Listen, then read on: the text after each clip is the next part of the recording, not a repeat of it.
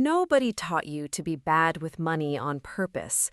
The adults in your life who shaped your financial beliefs were doing their best with the information they had. The teachers who covered personal finance, if they covered it at all, were working from a curriculum that hadn't been meaningfully updated in decades. The cultural messages you absorbed about money, success, spending, and wealth came from a media environment optimized for engagement and advertising revenue rather than financial accuracy. The result is that most people arrive at adulthood carrying a set of financial beliefs they never chose, never examined, and never verified. Beliefs that feel like common sense because they've been repeated so many times by so many people that questioning them feels almost transgressive. Some of those beliefs are harmless, some are modestly unhelpful, and some of them are actively, measurably costing you money every single month while preventing you from taking the specific actions that would change your financial trajectory. The lies on this list are not lies in the sense of deliberate deception. They are lies in the sense of being factually incorrect ideas that were presented as truths, absorbed without scrutiny, and repeated until they became part of how you think about money. Some of them are so deeply embedded in American financial culture that dismantling them requires not just new information, but a genuine reconsideration of assumptions you've been carrying for decades. That reconsideration is what this video is for. 10 financial lies you were taught growing up, where they came from, why they persist, and what the accurate version of each one actually looks like. Lie 1. A good job with a good salary is enough. This is the foundational financial message of the American middle class. Study hard, get a good education, land a stable job with a respectable salary.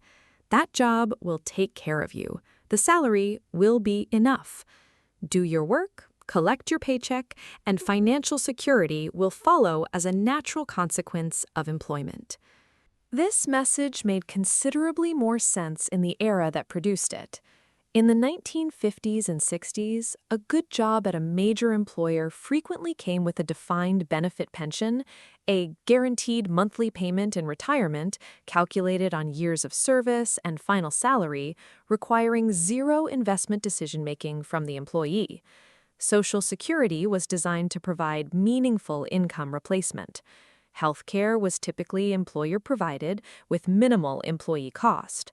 The job itself, held for a career, produced a financial outcome without requiring the employee to actively manage their own wealth building. That era is over. It has been over for approximately 40 years. And yet the message it produced, that a good salary is enough, persists as received wisdom in households where it was true for the previous generation. The pension has been replaced by the 401k, a vehicle that transfers the investment risk entirely to the employee, requires active contribution decisions, and produces outcomes that vary dramatically based on the employee's financial knowledge and behavioral discipline.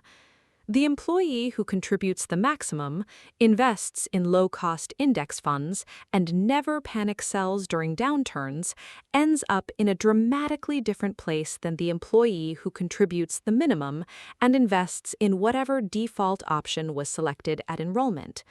Same job, same salary, dramatically different retirement outcome. Social Security was not designed as a full income replacement.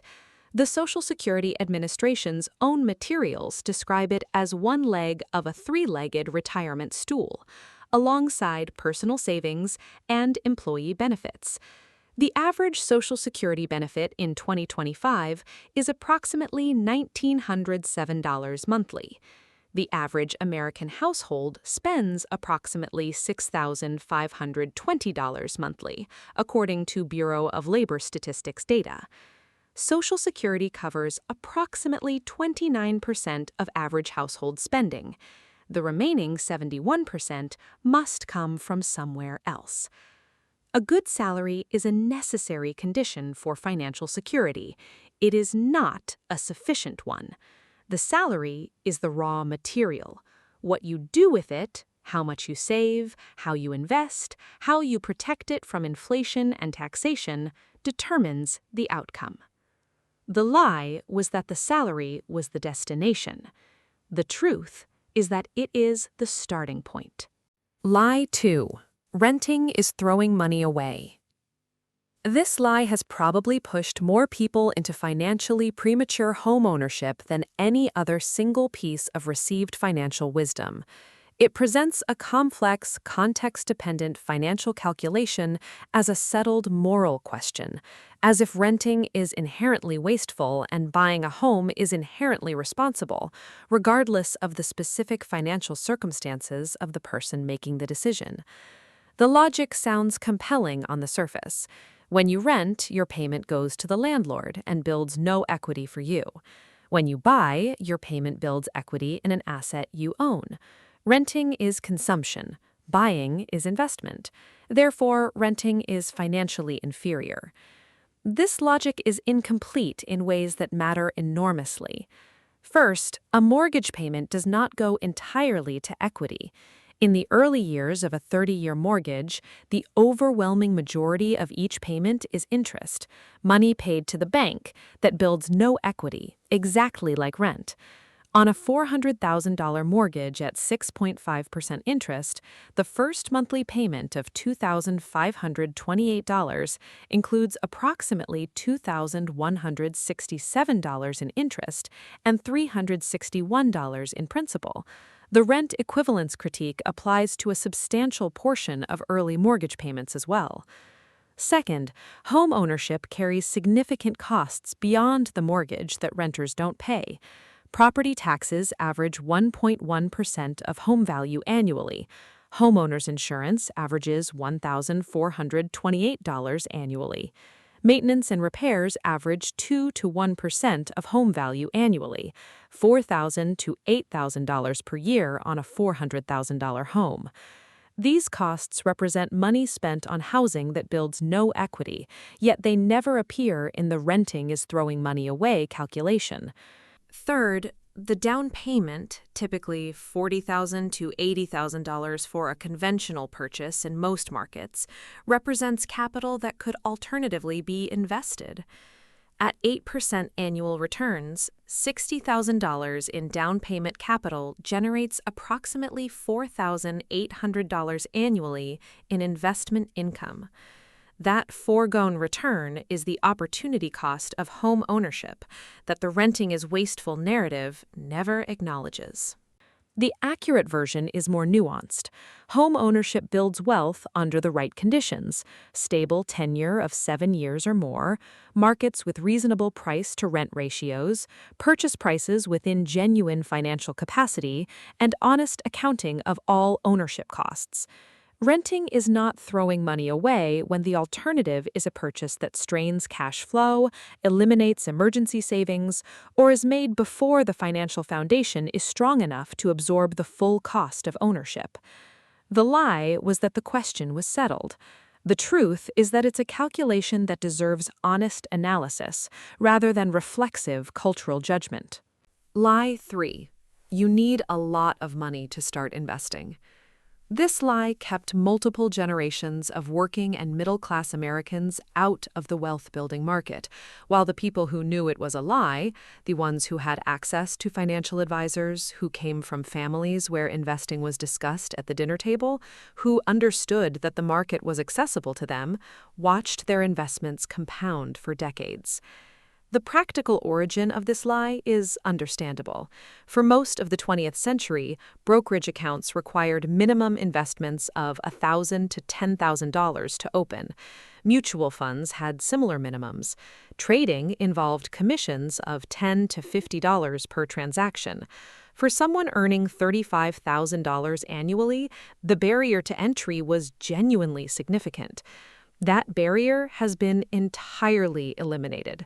Fidelity, Charles Schwab, and Vanguard all offer brokerage accounts with zero minimum investment to open. Fractional shares allow investment in any stock or ETF for as little as $1. Commission-free trading has been standard across major platforms since 2019. The Fidelity Zero funds offer total market index fund exposure with a 0% expense ratio and no minimum investment.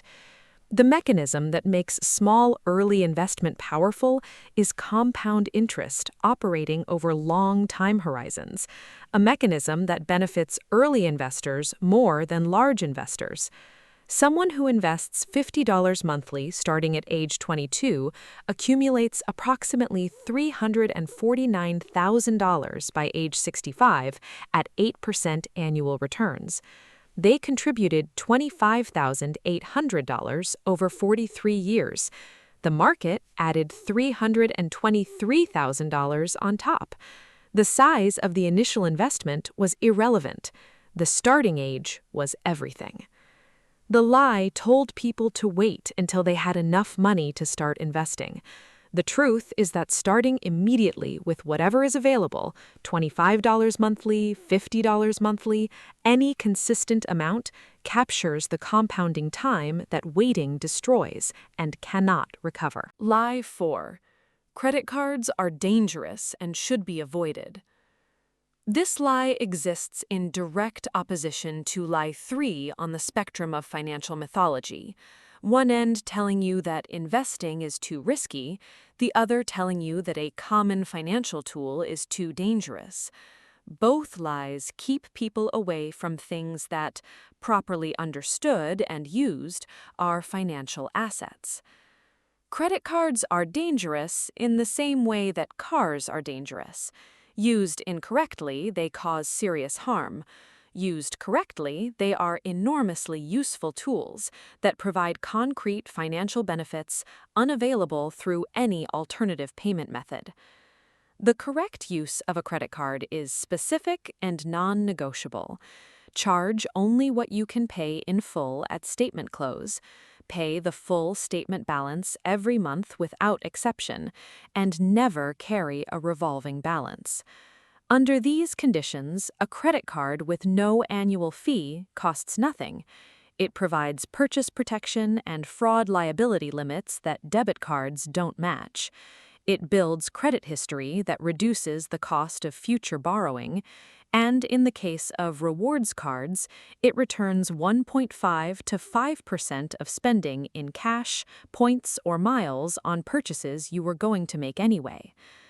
The average American household with a travel rewards card and a $2,000 monthly spending pattern earns $480 to $1,200 annually in rewards, money that comes entirely from the card network and merchant interchange fees rather than from the cardholder's pocket, provided the balance is paid in full each month. The person who was taught that credit cards are dangerous and avoids them entirely is not protected from financial harm. They are missing purchase protections, building credit history more slowly, earning zero rewards on their spending, and potentially paying more for future loans because their credit profile is thinner than it would have been with responsible card use. The lie was that avoidance is safety. The truth is that understanding how the tool works and using it correctly is safety and significant financial benefit. Lie 5. You should always buy the best you can afford. This lie is delivered with good intentions and a surface logic that sounds responsible. Quality lasts longer, saves money in the long run, and represents mature consumer behavior. Don't buy cheap, buy quality. Buy the best you can afford. The problem is that the best you can afford is not a financial analysis. It is a budget ceiling masquerading as a quality standard. Buying the best you can afford on a car means buying a $50,000 vehicle because your income qualifies you for the financing. It does not mean that a $50,000 vehicle is the optimal transportation decision for your financial situation. Buying the best you can afford on a home means qualifying for the maximum mortgage your income supports and using it all, a practice mortgage lenders actively encourage because their compensation scales with loan size. The financially rational question is not what is the best I can afford, but what is the best value that adequately meets my actual need. These questions produce dramatically different answers in almost every significant purchasing category.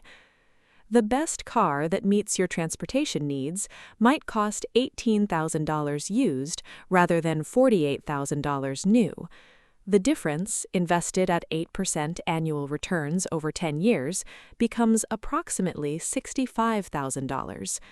The best home that meets your actual living requirements might be $100,000 less than the maximum your mortgage qualification supports. The difference in monthly payment, approximately $600 at current rates, invested over 20 years, becomes approximately $354,000. The best you can afford is a spending ceiling. Optimal value is a financial analysis. The lie told you to spend up to the ceiling. The truth is that leaving significant distance between your spending and your ceiling is how financial margin and eventually financial independence gets built. Lie 6. Talking about money is rude. This cultural lie has uniquely broad financial consequences because it operates not on any specific financial decision, but on the flow of financial information that allows people to make good decisions in the first place. The taboo against discussing money, salaries, debts, net worth, financial struggles, financial strategies, is a cultural norm with roots in class anxiety, social competition, and genuine privacy concerns. In its most sympathetic form, it reflects a reasonable desire to prevent social comparison and status competition from contaminating personal relationships. In its financial consequences, it is enormously costly. The salary taboo is the clearest example.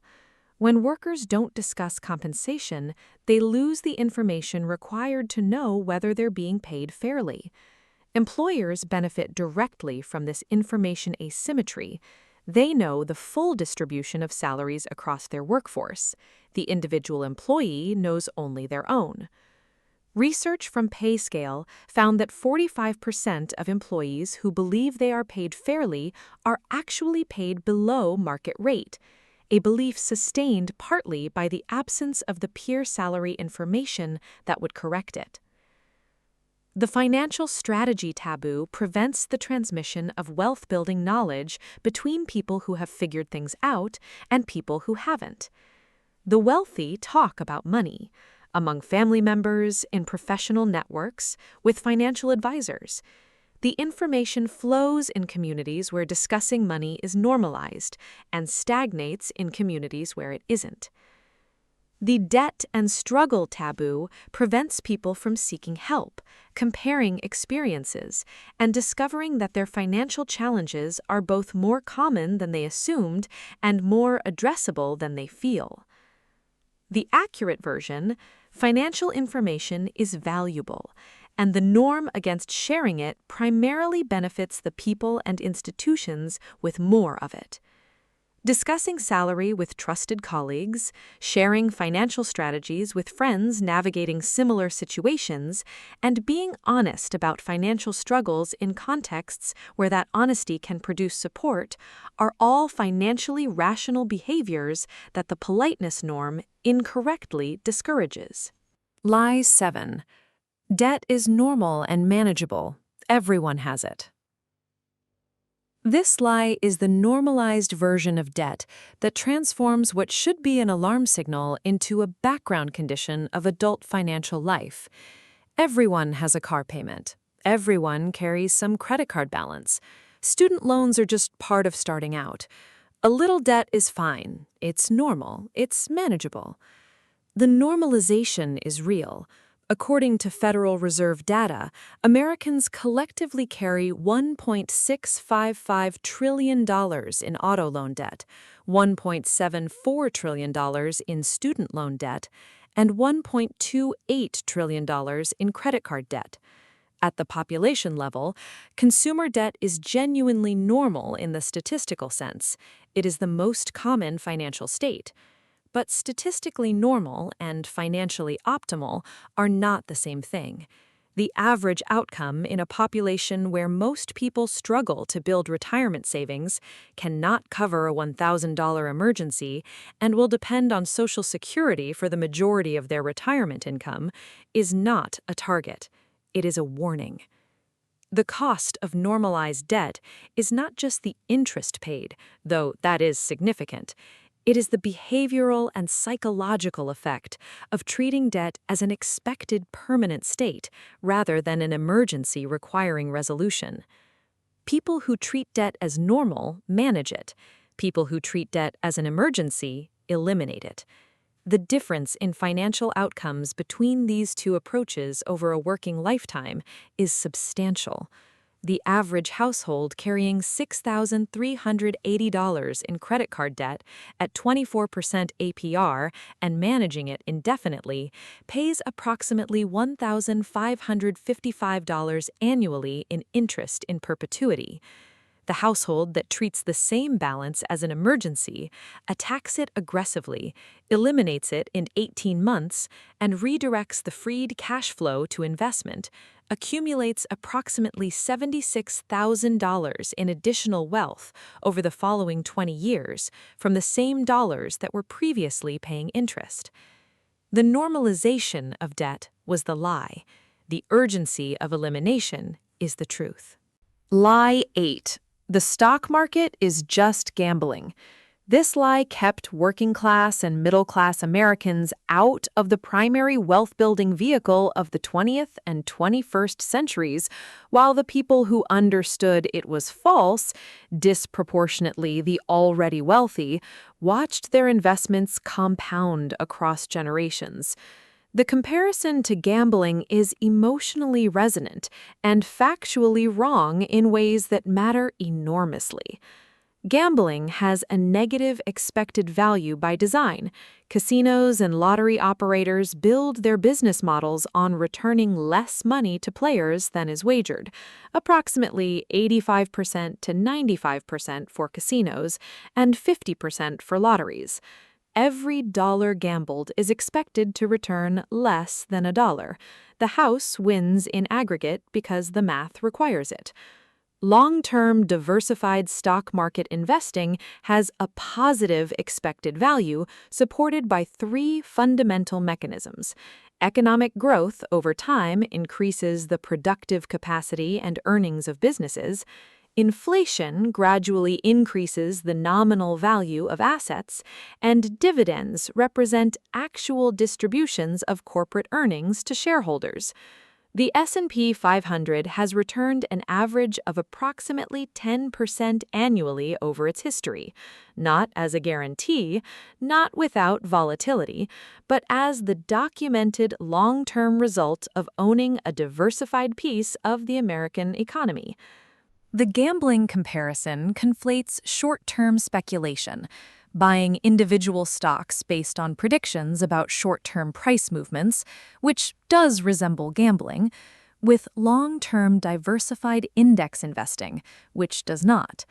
A person who buys the total U.S. stock market index fund and holds it for 30 years is not making a prediction about any individual company.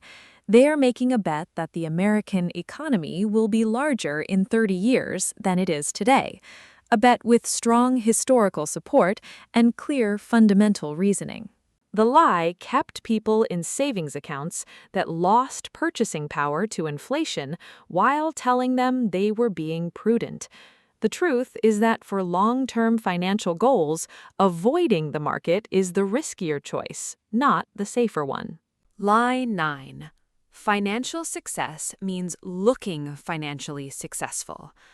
This lie is the engine of lifestyle inflation, the driver of status spending, and the mechanism that keeps high earners financially precarious despite incomes that should be building genuine wealth. The cultural message around financial success is primarily visual. The nice car, the updated home, the designer clothing, the premium vacations documented on social media. the visible markers of having arrived, of having achieved the income and status that entitle someone to the consumption signals that communicate success to the people around them. This message has always been somewhat misleading. It has become dramatically more so in the era of social media, where the incentive to project an aspirational financial image regardless of the underlying reality has produced an entire economy of performed prosperity.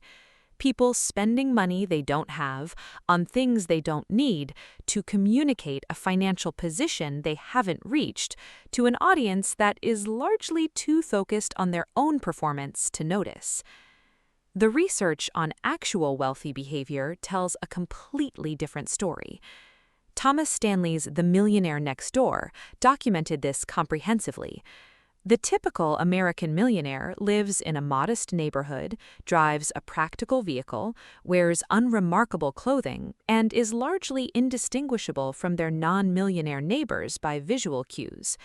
They built wealth by spending less than they earned for decades and investing the difference, a strategy that produces no Instagram content whatsoever.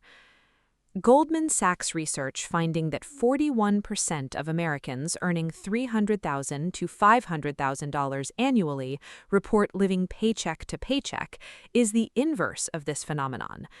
These are people with incomes that should be building significant wealth, spending them entirely on the visual signals of financial success, the home, the cars, the lifestyle, with nothing left to compound. The lie conflated the appearance of wealth with wealth itself. The truth is that they are not only different things, but often inversely related. The more aggressively someone performs wealth through consumption, the less actual wealth they tend to be building underneath the performance. Lie 10. You'll figure out finances when you're older and making more money. This is the lie that made all the others feel less urgent. Whatever financial knowledge you lacked, whatever habits you hadn't developed, whatever accounts you hadn't opened, it could wait. You would figure it out when you were more settled, when the immediate pressures of early adulthood had eased, when you were making enough money that the financial decisions felt significant enough to take seriously.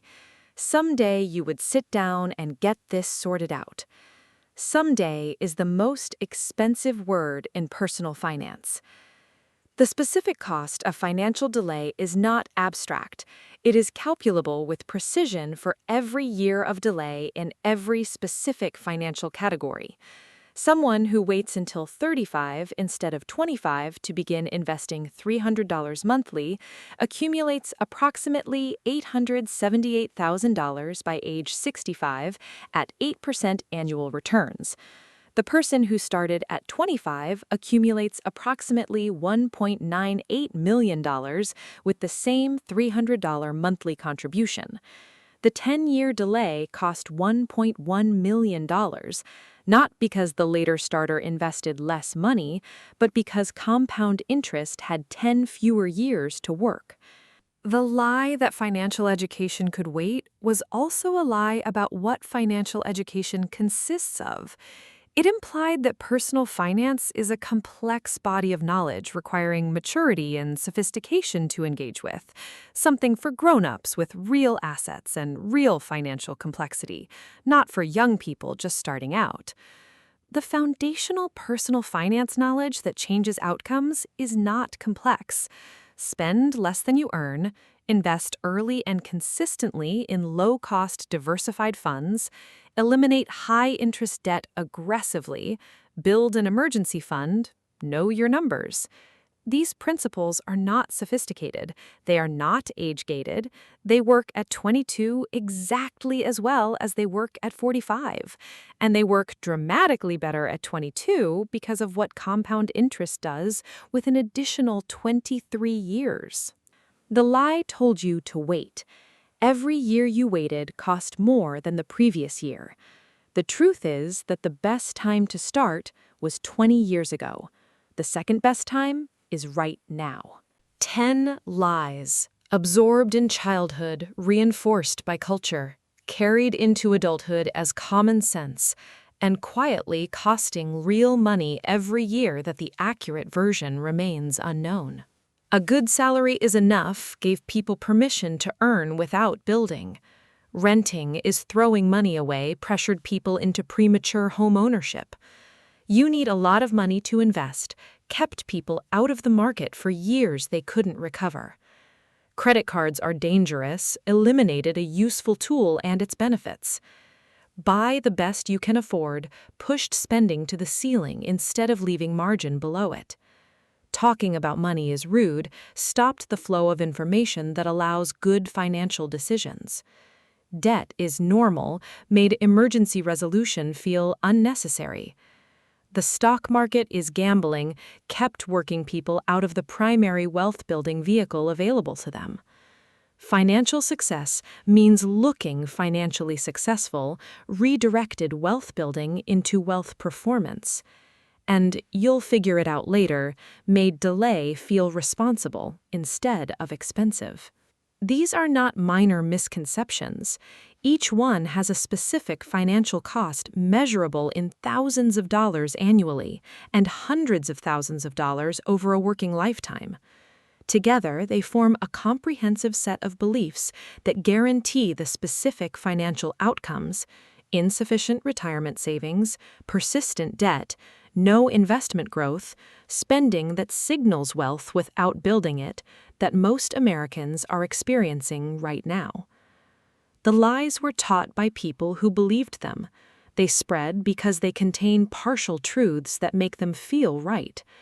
They persist because they benefit institutions, lenders, marketers, employers, retailers that have financial stakes in their continuation. Replacing them with accurate information does not require a financial degree or a dramatic lifestyle overhaul. It requires exactly what you just did, sitting with each lie long enough to see the truth behind it clearly. The lies kept you where you are. The truth is how you move forward. If you made it all the way here, thank you for spending this time with me. And hey, if you enjoyed this video or found it helpful, tap subscribe and give it a quick like. I'll see you in the next one. Love you.